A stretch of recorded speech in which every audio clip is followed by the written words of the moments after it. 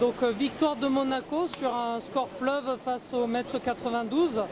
Que vous avez-vous ressenti de ce match, de ce premier match des finales? Un très bon match de Monaco qui a su rentrer dans le match de façon très agressive. Les Mets, malheureusement, eux, ils ont vraiment subi tout le match au niveau de l'agressivité défensive de Monaco. Et aussi, malheureusement, ils n'ont pas mis de shoot. Forcément, c'est beaucoup plus difficile de gagner un match dans ces conditions. Alors le match 2 se jouera pour le 12.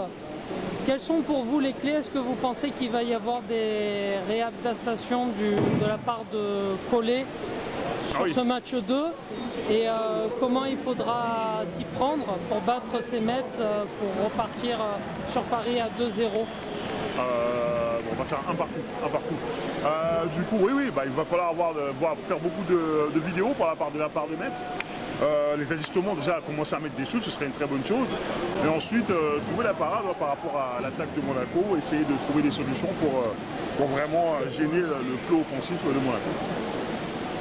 Est-ce que vous avez une a priori, parce que ça a été validé, le match 3 et 4 se joueront à Roland-Garros?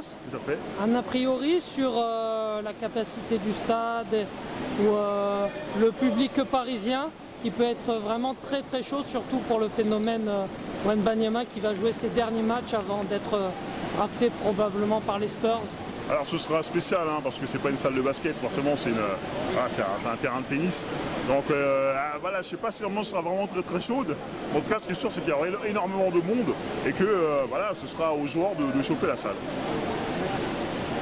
Juste pour terminer, un petit mot sur nos Bleus qui vont jouer la Coupe du Monde aux Philippines et au Japon. Tout à fait.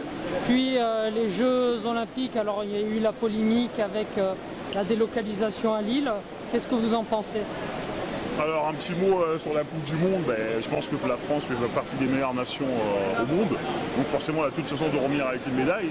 Et concernant la polémique, écoutez, je préfère que le basket soit délocalisé à Lille plutôt que jouer dans un hangar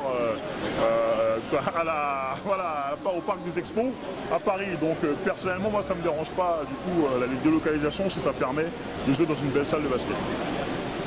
Très bien. Et pour terminer, une dernière question. Alors, en rapport au handi fauteuil, savez-vous combien y a-t-il de roues sur un fauteuil de basket fauteuil? Ah ça c'est une bonne question. Alors j'ai envie de dire 2, mais si vous me posez la question, ça veut dire qu'il y a un piège.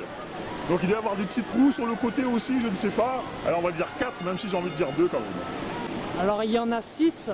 Il y a 4 petites roues et après il y a les 2 grosses roues qui permettent de pousser. Exactement, très bien. Mais on vous invitera bien volontiers au match du Hier Handi Basket si vous le souhaitez, en première division, et ce sera un immense plaisir de vous accueillir dans notre salle. Merci à vous.